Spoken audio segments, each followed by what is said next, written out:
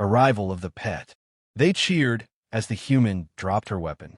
The twin sons of Threxus Prime glared down upon the blood-soaked sands of Arena Vorta, casting long shadows of alien statues and charred bones.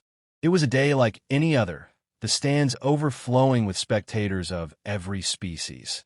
Insectoids clicking in excitement, scaled brutes rumbling laughter, feathered nobles fluttering bets into the air. Today's attraction was special, a new addition to the games. A human, the announcer bellowed through the loudspeakers, translated into 100 languages, captured in the outer rifts and brought here for your amusement.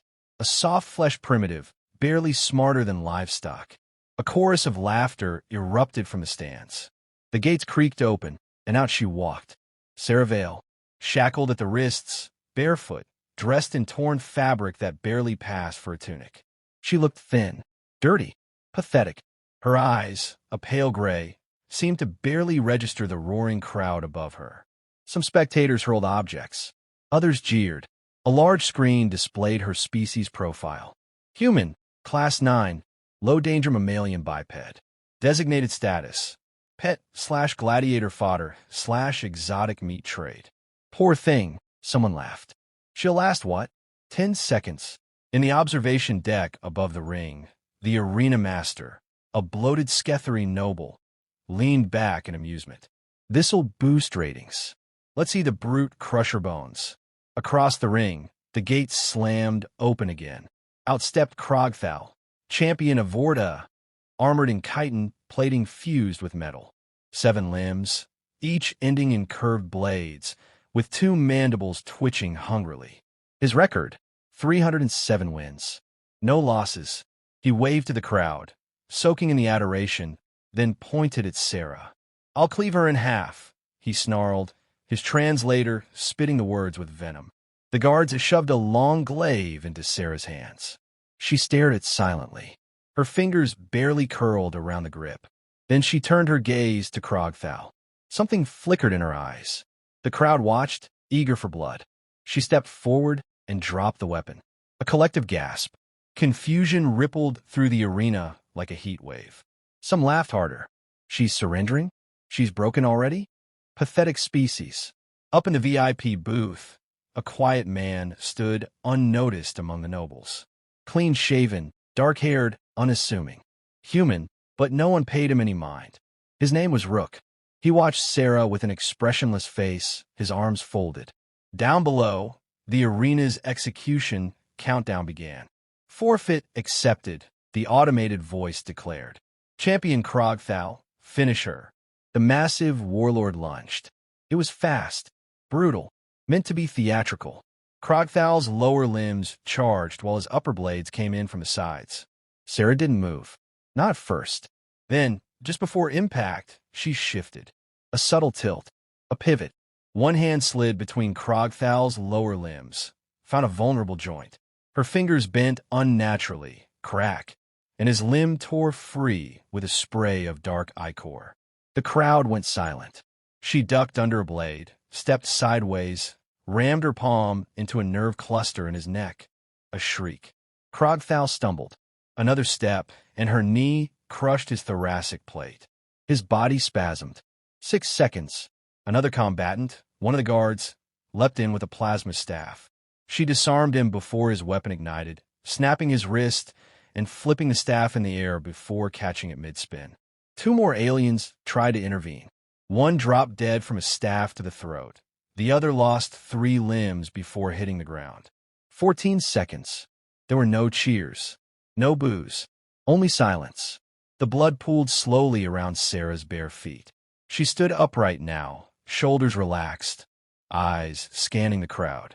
She turned slowly, her gaze passing over the elites, the slaves, the gamblers, the children. And then she walked away. Calm, controlled, no gloating, no anger.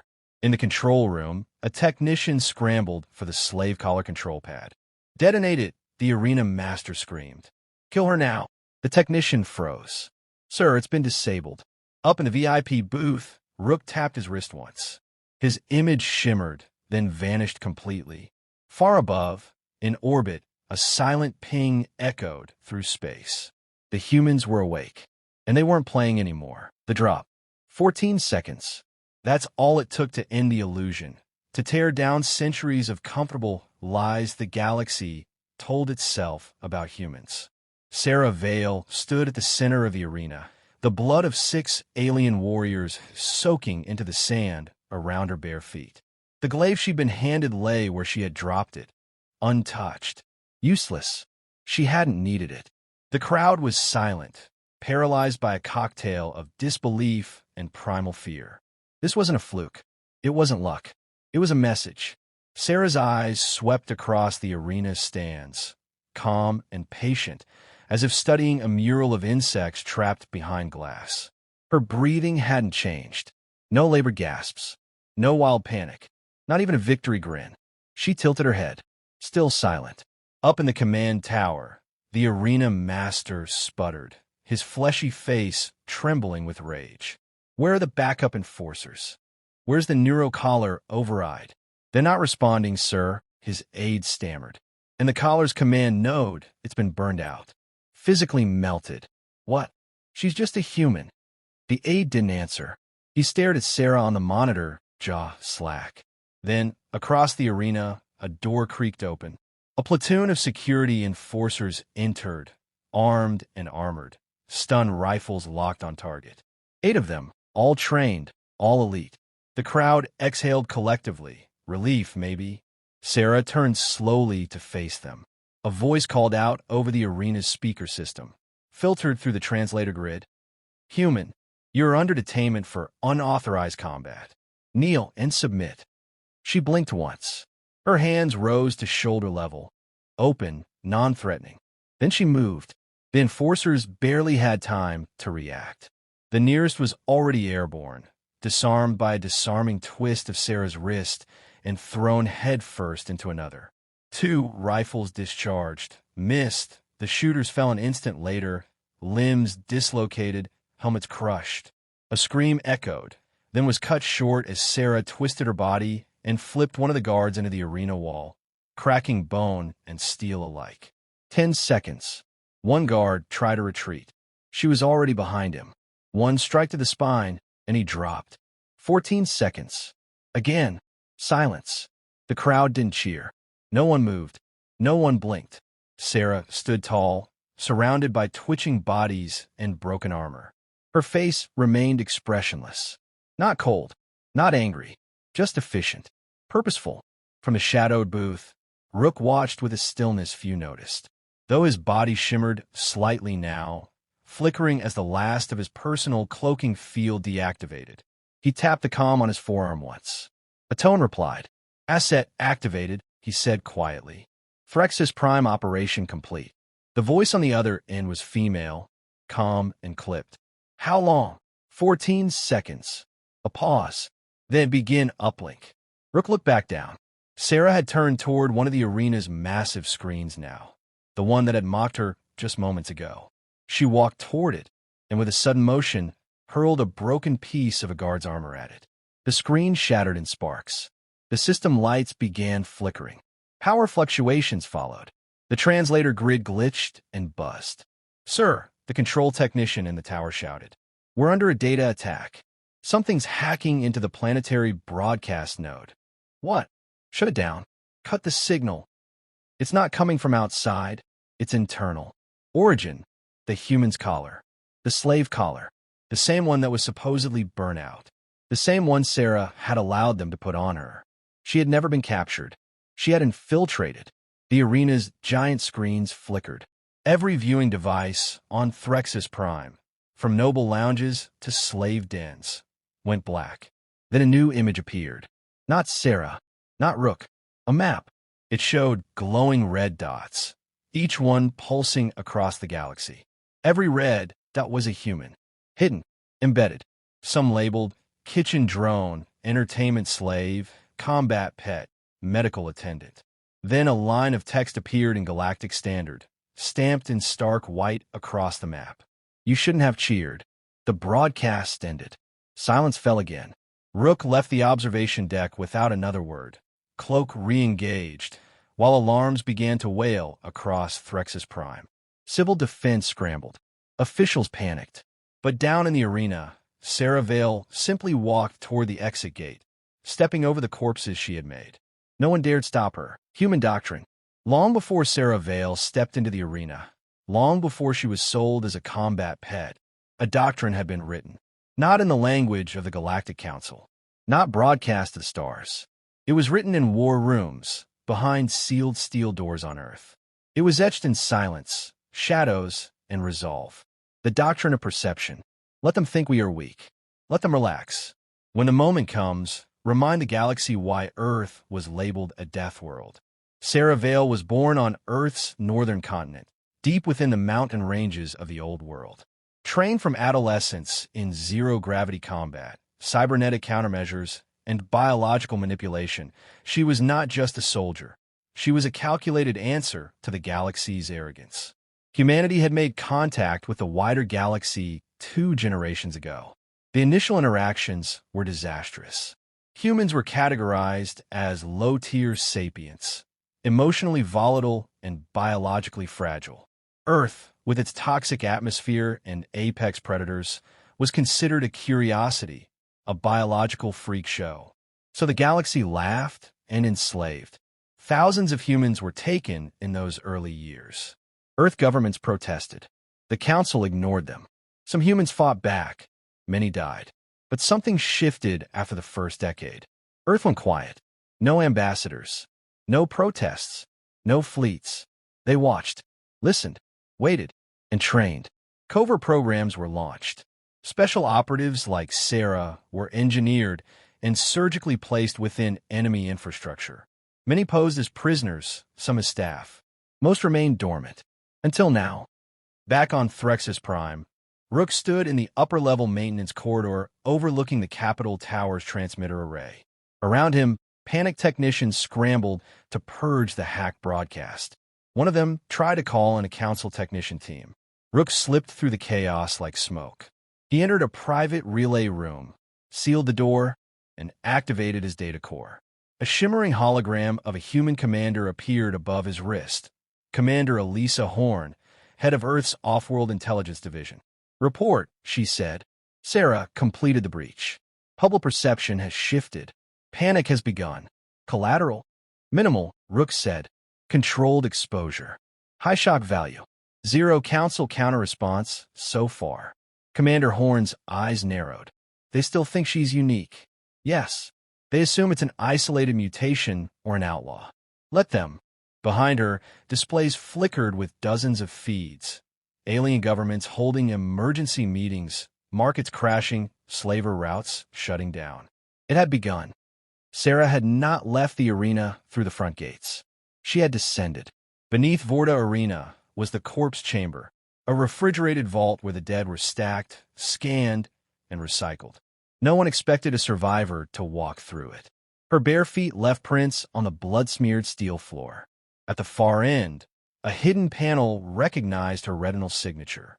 It hissed open to reveal a covert ops room, fully human tech, disguised and buried under decades of junk metal and false wiring. Inside were supplies, nanomeds, gear, encrypted communications, and most importantly, data. She donned new attire, matte black armor folded like liquid over her body. Lightweight, bullet-resistant, neural-linked. A voice pinged through her earpiece. Rook, you're clear. First sweep worked. No one's tracking you. Serra responded with a whisper. Council reaction? Confused. Divided. Some want to retaliate. Others want to hide the event. Good. Let them argue while the fear spreads. As she stepped into the next chamber, a large console activated. It showed a list of locations. All Gladiator arenas, slaver compounds, black market trade hubs, each marked with red. Each had a human inside. Not warriors like her, necessarily, but enough. Serra input the next command.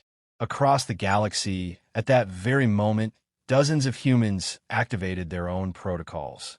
In a kitchen on Dethra 9, a chef plunged a carving knife into the chest of his slaver master. On a freighter near the Helix Rim, a janitor locked down the bridge, vented the alien crew into space, and changed the ship's course toward Earth. In a pleasure dome on Sart Hall Station, a dancer whispered into her client's ear, "You're not going to survive the next 5 minutes." She was right. The doctrine had been triggered. Back on Threxus Prime, the news feeds tried to spin it. Rare, human mutation goes berserk. Arena system failure causes gladiator deaths. Security breach, investigations ongoing. But the people had seen it. Unfiltered, real. And they remembered the way the human had moved. The way she had dropped her weapon. The way she hadn't needed it. Fear, unlike information, spreads faster than light. The silence that followed. 2 days after Serra Vale dropped her weapon, Threxus Prime had changed. The arena, once the crown jewel of the entertainment capital, was now sealed off. No cheers, no laughter, just scorched sand, bloodstains, and silence. The broadcast towers stood dark, jammed by unknown signals. The governor had vanished. Officials lied.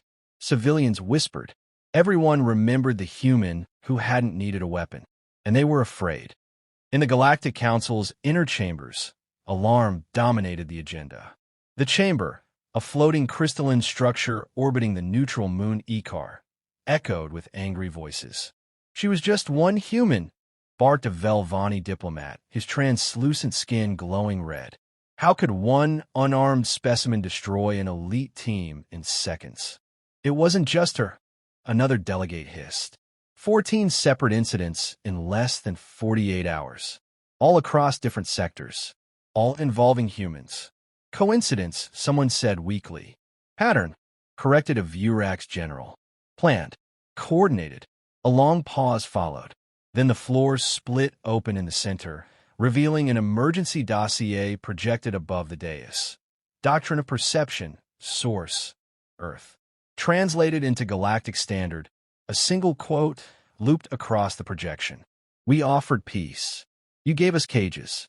That offer is off the table." Gasps. Panic. Denial. Then silence. Even the council guards stood still, eyes darting toward the shadows. No one knew if any humans had infiltrated the council. But now, no one was sure they hadn't. Serra watched the chaos unfold from orbit. Inside an unmarked stealth shuttle docked on the dark side of Threxus's smallest moon, she sat beside Rook, both suited in matte armor, eyes on the live feeds from dozens of systems. Every slaver world was on lockdown. Alien military fleets had been diverted, trade routes disrupted, and most telling of all, not a single retaliation had been attempted. Fear did what weapons couldn't. "Do they know how many of us there are?" Serra asked, arms crossed. "They're too afraid to guess," Rook said, smirking. "They think there's thousands. There are only 60 operatives, planet-wide." 60, she repeated, watching a news feed of aliens boarding shuttles to evacuate Threxus. "It's not about the number. It's about the myth." Rook leaned forward. "We weren't trying to conquer them. We were trying to correct them. They thought humanity was entertainment. They forgot what we are." Serra nodded. "We reminded them. On a mining colony in the Kivar system, a child, scaled and wide-eyed, sat in front of a holoscreen. Her mother snatched the controller away, fumbling to turn it off. But it was too late. The child had seen it. The footage. The arena. The human. The way she had dropped the weapon. The way she didn't need one. "Are they coming here, Mama?" the child whispered. Her mother didn't answer. She didn't know. Rook and Serra stood together in the shuttle's small command bay as Earth came into view on the screen. Blue, white, green. Lethal.